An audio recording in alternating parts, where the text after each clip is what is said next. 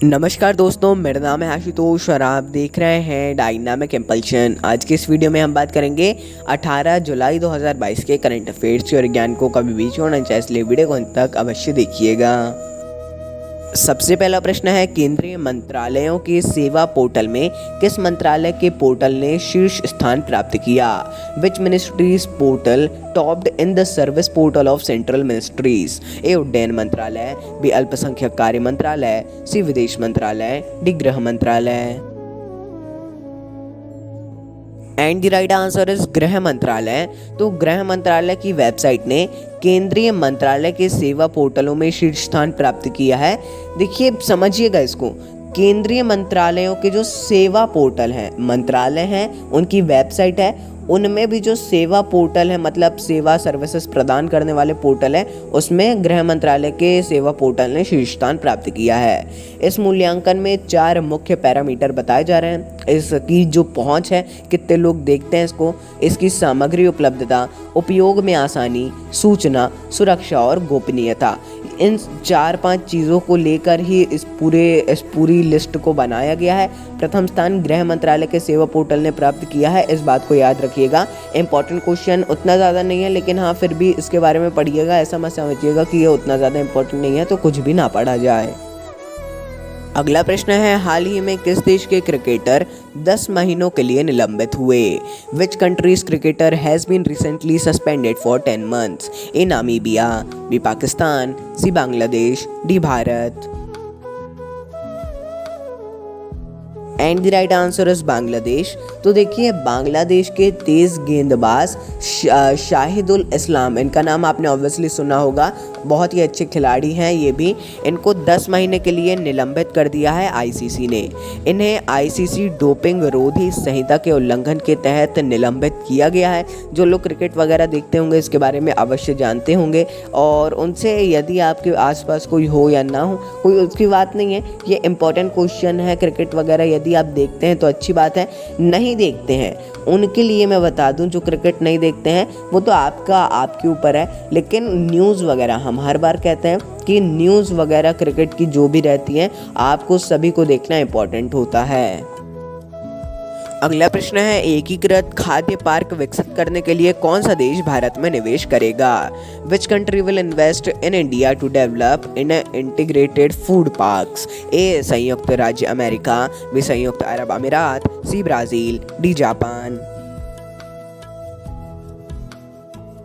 And the right answer है संयुक्त अरब अमीरात। तो संयुक्त अरब अमीरात भारत में एकीकृत खाद्य पार्क विकसित करने के लिए निवेश करेगा। यह निर्णय I2U2 के शिखर सम्मेलन के दौरान इसके दौरान ही लिया गया है। I2U2 लीडर शिखर सम्मेलन, जिसमें पीएम मोदी ने और वहाँ के यूएई की राष्ट्रपति ने और अमेरिका के राष्ट्रपति, इजराइल के राष्ट्रपति, इन सभी ने हिस्सा लिया था, उसके दौरान ही इसे किया गया है।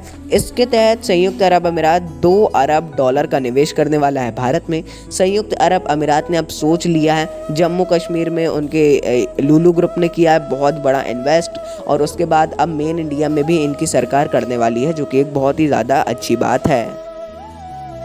अगला प्रश्न है, भारत का पहला ई वेस्ट इको पार्क कहाँ शुरू किया जाएगा? Where will India's first e waste eco park be started? A Chennai, B Khandwa, C Gurugram, D Delhi. And the right answer is Delhi. तो जल्द ही नई दिल्ली में भारत का पहला ई वेस्ट इको पार्क शुरू किया जाने वाला है। इसे इलेक्ट्रॉनिक कचरे के इस्तेमाल से पूरा बनाया जाएगा। देख लीजिए, शायद फ़ोटोज़ वगैरह आ गई हो, मैं इसके बारे में कंफर्म नहीं हूँ, लेकिन ई वेस्ट जो है, इलेक्ट्रॉनिक कचरा, बहुत ही ज़्यादा इम्पॉर्टेंट है। क्या होता है, कैसा होता है, इसके बारे में अवश्य पढ़िएगा। ये तो धीरे धीरे बहुत ज़्यादा आगे बढ़ रहा है, क्या है, कैसा है, इन सभी के बारे में जानकारी अवश्य लीजिएगा, बहुत ज़्यादा इम्पॉर्टेंट है ये। अगला प्रश्न है, Ayushman Bharat digital mission hackathon श्रृंखला को कहाँ शुरू किया गया? Where Ayushman Bharat digital mission hackathon series launched? A Chandigarh, B New Delhi, C Pune, D Nagpur. And the right answer is Pune. तो हाल ही में पुणे में Ayushman Bharat digital mission hackathon श्रृंखला का शुभारंभ किया गया है। इसका शुभारंभ राष्ट्रीय स्वास्थ्य प्राधिकरण के द्वारा किया गया। देखिए हैकथॉन तो आजकल आरबीआई भी लॉन्च कर, मतलब हैकथॉन एक आयोजन टाइप का हो जाता है। आयोजन यानी स्पेशल किसी चीज़ को टारगेट करके उस चीज़ के बारे में, जैसे कोविड का हैकथॉन हो गया या फिर उपभोक्ता जागरूकता का हैकथॉन हो गया, एक एग्जाम्पल के तौर पे। तो इस प्रकार के हैकथॉन होते हैं, कुछ दिनों के लिए कुछ लक्ष्य रखा जाता है, उसको पूरा करना ऐसा उद्देश्य रहता है। मतलब वही जैसे आज़ादी का अमृत महोत्सव है, उसी टाइप से हैकथॉन भी होते हैं। अगला प्रश्न है, दुनिया की सबसे तेज ग्राफिक DRAM चिप को किसके द्वारा विकसित किया गया? The world fastest graphic DRAM chip has been developed by A Vivo, B Samsung, C IIT Madras, D IBM। And the right answer है सैमसंग। तो हाल ही में सैमसंग के द्वारा दुनिया की सबसे तेज ग्राफिक्स DRAM चिप को विकसित किया गया है। यह चिप 1.1 टेराबाइट प्रति सेकंड की दर से ग्राफिक प्रतिबिंब को संसाधित कर सकती है, जो कि इसको बहुत ज़्यादा फास्ट बनाता है। 1.1 टेराबाइट प्रति सेकंड, आप सोच सकते हैं टेराबाइट क्या होता है। आप सभी लोगों को ज्ञात होगा, आपने कंप्यूटर वगैरह के सब्जेक्ट में पढ़ा होगा, नहीं पढ़ा है तो जान लीजिएगा, इसकी एक पूरी लिस्ट होती है। तो मतलब ये 1.1 टेराबाइट प्रति सेकंड से जो प्रतिबिंब है उनको प्रदर्शित और संसाधित करेगा, जो कि एक बहुत ज़्यादा बड़ी बात है। अगला प्रश्न है, 18 जुलाई को कौन सा दिवस मनाया जाता है? Which day is celebrated on 18 जुलाई? ए अंतर्राष्ट्रीय महात्मा गांधी दिवस, बी सत्येंद्रनाथ बोस दिवस, सी नेल्सन मंडेला दिवस, डी मदर टेरेसा दिवस।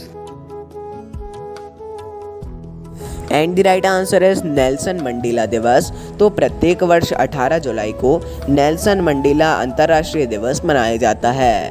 नेल्सन मंडेला जी के जीवन को याद करने के लिए यह दिवस मनाया जाता है।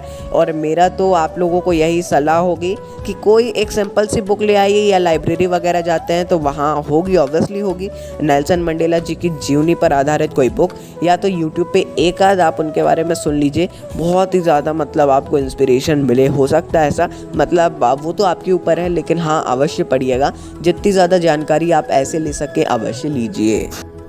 8वां एवं अंतिम प्रश्न है, एनडीए के द्वारा उपराष्ट्रपति के लिए निम्न में से किसे नामित किया गया? Who among the following has been nominated for vice president by NDA? A. R.K. Singh, B. Jagdish Dhankar, C. Mukhtar Abbas Naqvi, D. Shivraj Singh Chouhan. And the right answer is Jagdish Dhankar. तो हाल ही में एनडीए के द्वारा पश्चिम बंगाल के वर्तमान राज्यपाल जगदीश धनकर जी इनको उपराष्ट्रपति पद के लिए नामित किया गया है, जो कि एक बहुत ज़्यादा इम्पोर्टेंट क्वेश्चन है। राष्ट्रपति के लिए द्रौपदी मुर्मू एनडीए की तरफ से, और उपराष्ट्रपति के लिए जगदीश धनकर, और विपक्ष का आप सभी को पता है राष्ट्रपति के लिए यशवंत सिन्हा जी हैं। ये एक इम्पॉर्टेंट क्वेश्चन है, ये बहुत ज़्यादा इम्पॉर्टेंट क्वेश्चन है। जैसा कि आप सभी लोग जानते ही हैं, आज चुनाव है।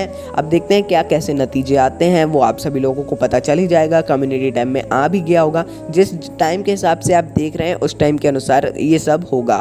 तो दोस्तों, ये था अंतिम प्रश्न। मिलते हैं अगले वीडियो में। नमस्कार। Dynamic impulsion.